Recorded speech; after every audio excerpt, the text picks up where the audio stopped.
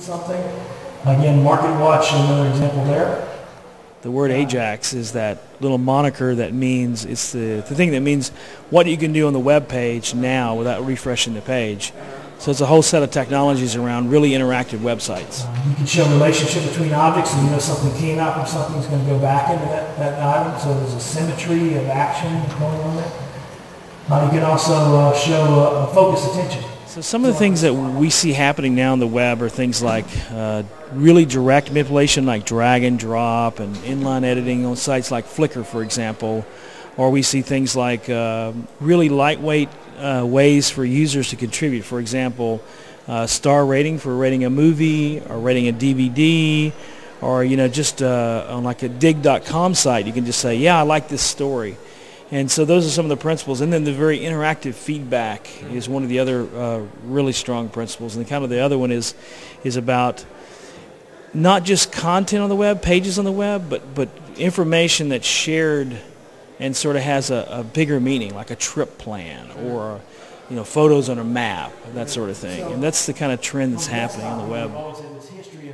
It does go beyond the business-orientated motivation, so to speak, doesn't it? It's funny because business drives some of this because they see the opportunity, but the other side of it is this is changing the way business is done. For example, in monetizing on the web, a lot of it's about page refreshes. For example, in the old Yahoo Mail Classic, if I'm going to check my mail, I'm going to go to another page, right? And I'm going to get an ad served to me, right? And we have a lot of inventory of ads that get sold that way.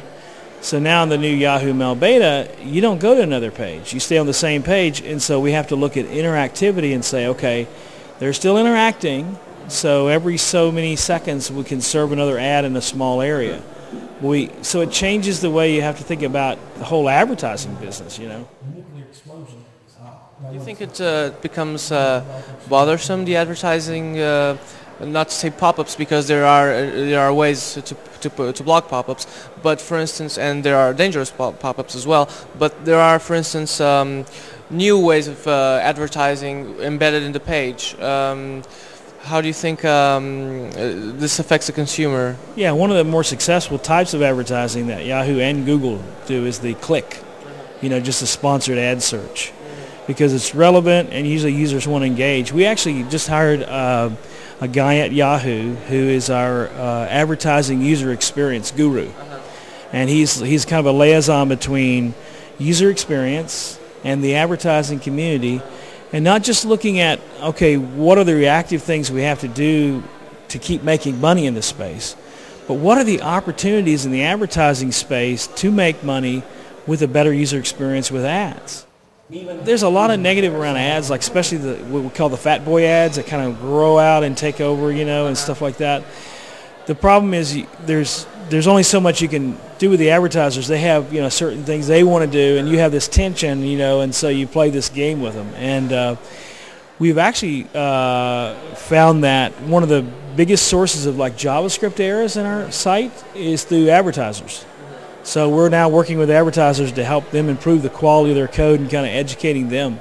Exactly. So there's all kinds of wild side effects with love-hate relation. Mostly love. I think these 7 principles, these 3 restatements of those principles, kind of sum up to me what the best practices are in this new era of adding more interactivity to the web.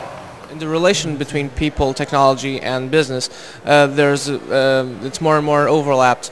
Do you think how far can this go? Do you think, without making too much of futurology? Well, you're going to continue to see technology kind of blend. Like you've got the mobile space, you got your TV space, you got your desktop, applications, you got your web, and other devices, even iPods and stuff like that.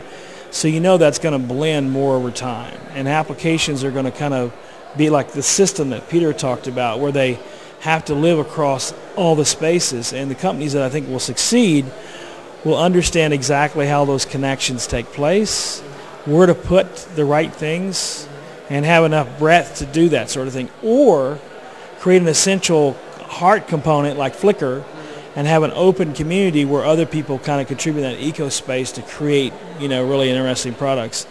So I think that's what's going to happen as the blending continues to go, and devices we haven't considered yet will be the platform.